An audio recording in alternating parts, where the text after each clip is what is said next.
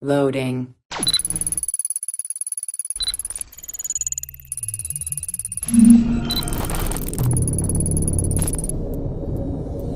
Welcome to Access the Animus. Hello everyone and welcome to a new video here on Access the Animus. It's now the overarching discussion across the Assassin's Creed community. Ubisoft has formally announced Assassin's Creed Infinity, the codename for a huge and long-running project that will shape the future of the Assassin's Creed franchise into a full so-called live service game. In the video, we're going to discuss the specifics of the project, like the concept of having multiple settings that evolve and expand into others over time, and how those will all be connected, and we're going to share all the info that came both from Ubisoft's official statement and a report by Bloomberg and, you guessed it, journalist Jason Schreier, with some additional comments shared by Axios.com. We're also going to try and have an idea of the potential pros and cons of this new direction, and lastly we're going to have a look at the current developers that Ubisoft has officially announced as leads on the project and the accusations that some of them received during the 2020 abuse and misconduct scandals. If you enjoyed the video, please consider liking it, subscribing to our channel and turning the notifications on so you won't miss any of our future updates. And with that out of the way, let's dive into the huge news about the future of the Assassin's Creed franchise.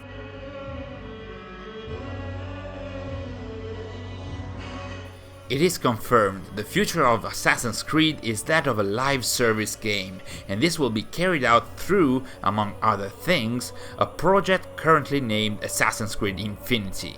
The news come basically from two sources, an official statement by Ubisoft and an article on Bloomberg.com penned by Jason Schreier, which you can both find in the description. Through the video we're going to jump from one to the other to have a complete picture of what we know so far. So, through the statement by Ubisoft, we got to know that there will be a huge shift in the organization concerning the lead studios behind the Assassin's Creed franchise.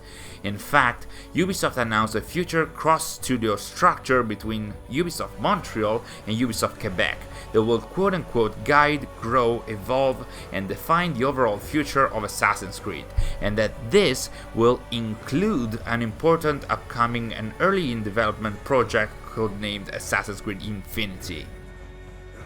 This is the first important news that we got here. Infinity is apparently just part of this new cross-studio structure between Ubisoft Montreal and Quebec, meaning that these studios might also co-work on other products involving the Assassin's Creed franchise. But what is Assassin's Creed Infinity? According to Schreier and his sources, Infinity will be a massive online platform that evolves over time. In fact, differently from almost every Assassin's Creed game, which have always been focused on a specific setting and time period, Infinity will contain multiple settings with room to expand to others in the months and years following its debut, where all the games would be connected to each other, and it's not clear what kind of connection, even if they of course might look different based on the platforms that players will play them on. Speaking of its debut, Schreier said that his sources mentioned that the project is years away from being released, with a potential release in 2024 or beyond, but he very much stressed that Infinity will be an Assassin's Creed live online game service, with continuous updates and content, implying with this project Ubisoft is going to try and emulate the success obtained by games like GTA 5 and Fortnite, and their platform which generates huge revenue to their respective companies by pushing players to spend money on specific content in the game via the dreaded use of the microtransactions, which was already the case in Assassin's Creed since Origins released. So what do you think? Are you interested in seeing more continuous updates, content, stories, but also several bugs and issues, and especially the microtransactions on a more continuous scale than what we are seeing in the single games? Do you expect all of that to also happen on a wider and heavier scale, considering the supposed scope of the project? Let us know in the comments. I mean, it's probably called Infinity for a reason. Also, a lot of fans have brought up the starting screen from Assassin's Creed Unity as an example of what we might actually find in Infinity, with a selection of potential settings to find different stories and characters in. Would you like such an idea? And how would you expect modern day to be portrayed in this, if modern day would even be part of this all?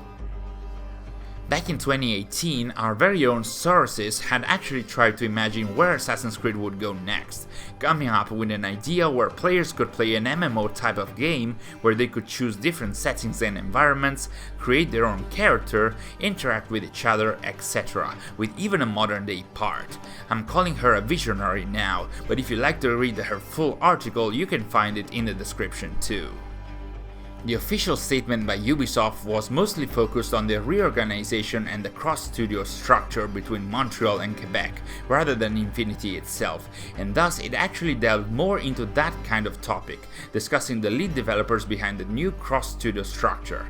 At its helm will be Marc-Alexis Côté from the Quebec studio, who worked on Assassin's Creed Brotherhood 3, the Freedom Cry expansion for Assassin's Creed 4 Black Flag, and later worked as creative director on Assassin's Creed Syndicate and senior producer on Assassin's Creed Odyssey.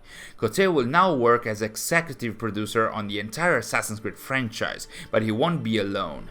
Following the idea of this cross-collaboration, he will be joined by Ubisoft Montreal's Etienne Alonier, who has worked as brand director for the Assassin's Creed franchise in the last 10 years. What is interesting here is that the statement is saying that one of the objectives of this new structure is to cater to the fans who have been asking for a more cohesive approach to the development of the franchise over the past several years. What that means in practice is not clear yet, and it's too early to say. Fans have indeed been asking for more cohesiveness and consistency, and not only in terms of story, so this is too general of a commitment to have a proper expectation on at this point. The statement also mentioned the name of Julien Laferrière, who has been working on the franchise since Assassin's Creed 2 and has been producer and then senior producer on several other games of the franchise from Assassin's Creed Brotherhood until Assassin's Creed Valhalla.